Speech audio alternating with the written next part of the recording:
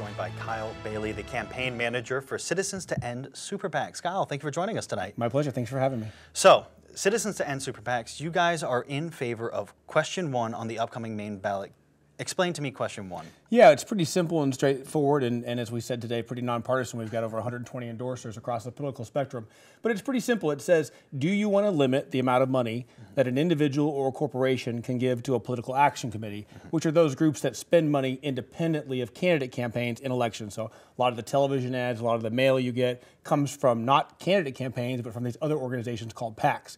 And right now they can spend unlimited amounts of money, and we say, that's the problem. They ought to be able to be capped at least $5,000 is the most someone can give to those organizations in order to try to get big and dark money out of our politics. And why does Citizens to End Super PACs see those kind of contributions as a problem for politics, not just here in Maine, but across the nation? Yeah, over the last decade, we've seen super PAC spending in campaigns skyrocket. And what it is, it's really a handful of billionaires and millionaires and a few corporations that funnel their money through these things called super PACs. And by the time it gets disclosed, sometimes we don't even know who the money is coming from, so it's dark money.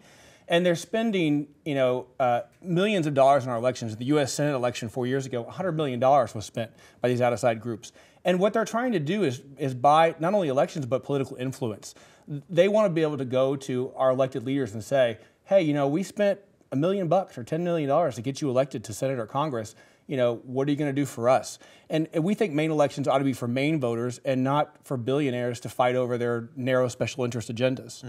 And you mentioned before that this is a bipartisan issue. You're getting support on both sides of the aisle. Why do you think that is?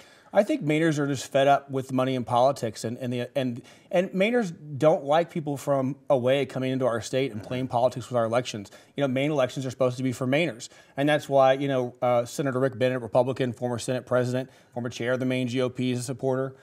Marianne Moore, Senator from Washington County, Republican. Joe Baldacci, Senator from Bangor, Democrat. People from across the political spectrum are saying, okay, enough is enough.